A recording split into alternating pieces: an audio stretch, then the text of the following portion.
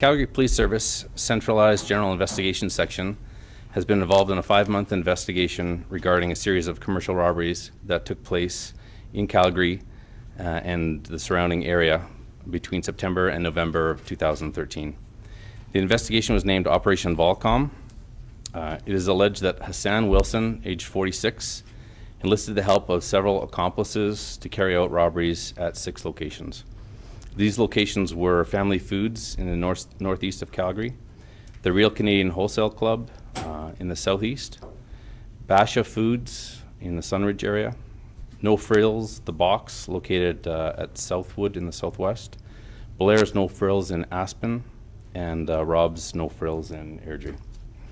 During 5 of these 6 robberies, 2 or 4 culprits disguised and armed with guns, knives, and other blunt force weapons entered the businesses at closing time. They took control of the employees present, ordered them to the ground, searched their personal belongings, and forced one of the employees to open the safe at each location. After removing the contents of the safe, the culprits fled each scene. At the No Frills in Airdrie, 2 culprits kidnapped the store manager from the parking lot at closing time.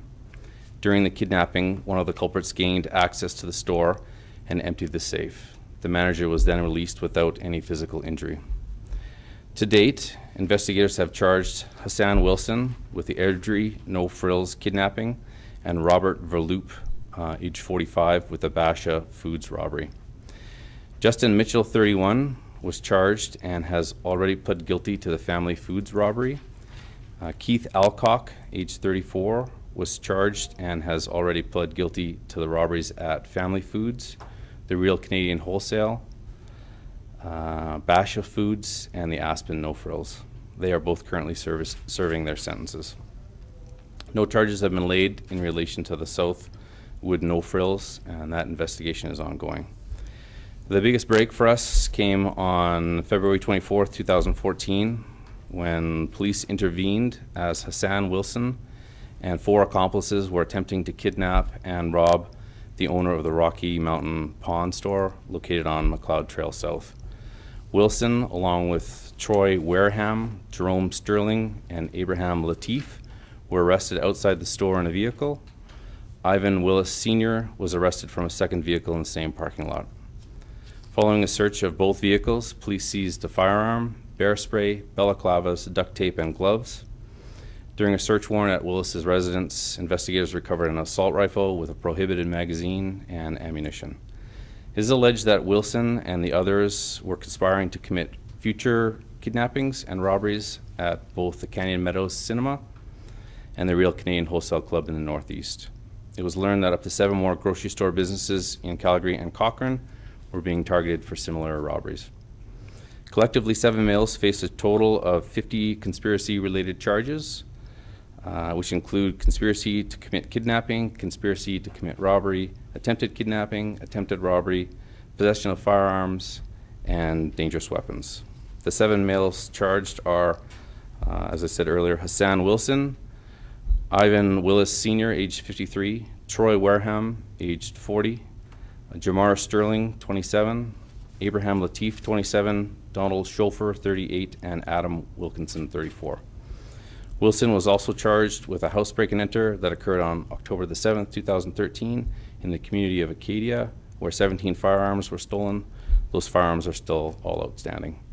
2 brothers, Yeti, 29, and Abdul Razak Yeti, 27, were also charged in connection with break and enter. The Calgary Police Service would like to thank the Airdrie and Cochrane RCMP for their assistance in our investigation, as well as the General and Special Prosecutions in Calgary, and many businesses in Calgary that gave their full cooperation during our investigation. Calgary Police Service continues to investigate these incidents, and further arrests and charges are anticipated. Anyone with information is asked to contact 403-266-1234 or Crime Stoppers. And now I'll open it up to questions. So you're looking for a total of 3 more people, at least 3 more people you did? There are at least 3 more individuals. Is it Is it thought that some of these folks charged with conspiracy worked at these places that were being targeted? No, there's no indication whatsoever that there were any employees involved in the planning or execution of any of these robberies. Just so many people that are charged in this thing.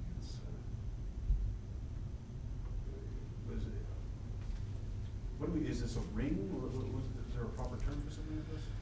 No, there's certainly one criminal mastermind, and that was Hassan Wilson, a very charismatic individual who somehow managed to talk a numerous amount of people into committing some very serious crimes. Are they associates with Mr. Wilson? Or? They became associates of his, yes. You see he's very charismatic. What is his background? Mostly criminal. Did he go out and actively recruit these people to do this work for him?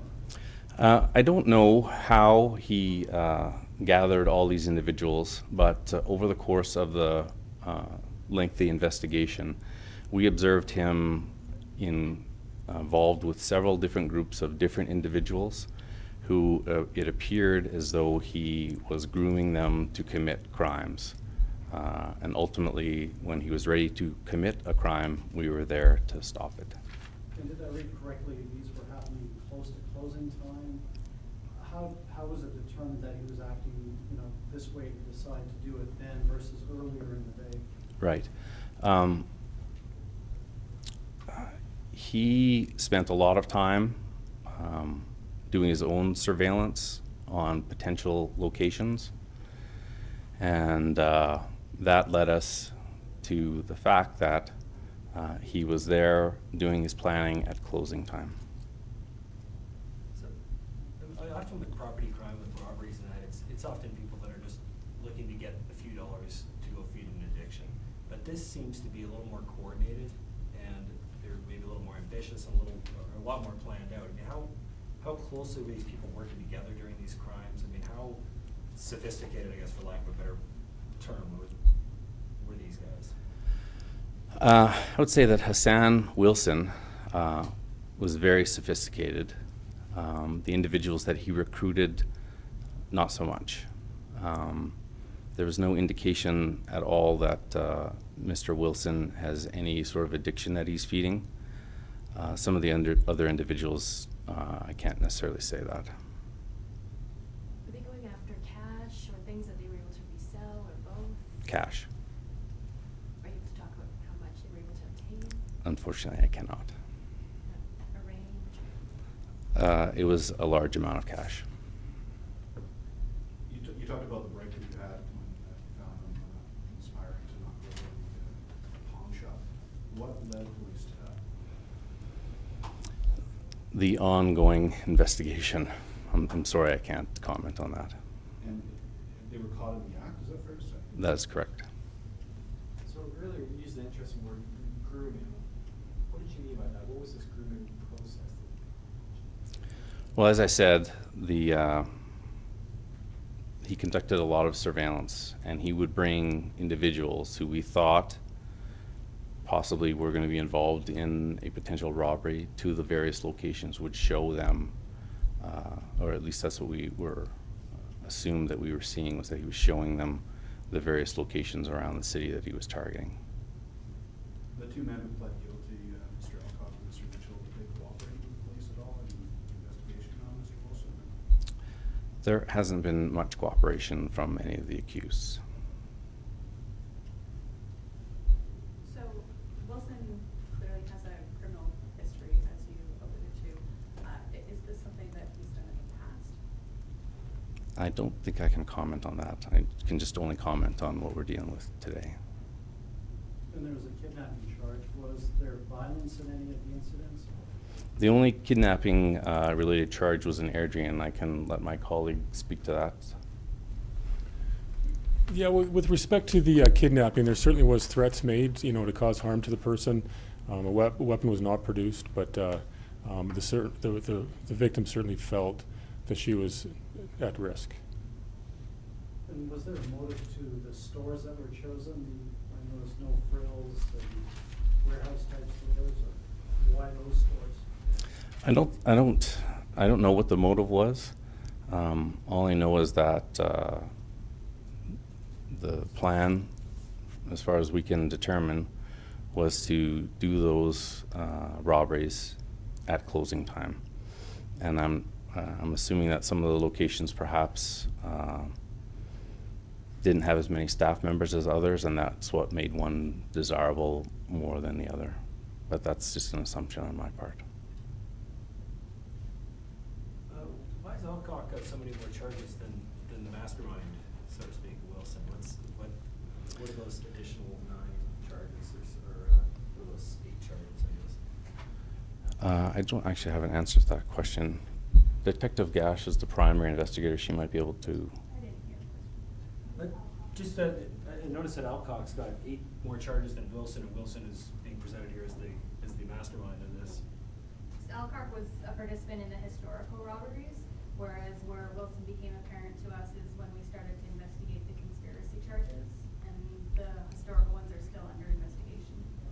Oh, so some of those charges for Alcock aren't necessarily part of this, the same spree, I guess? No, the This other Alcock cluster. charges are in relation to the historical ones, and the majority of Wilson's charges are for the conspiracy that occurred after the historical ones. The conspiracy is centered around this cluster of organized robberies. Correct. Any indication there might be any more businesses that were hit previous, or is this? No, there's no indication that there were any others. Anything else?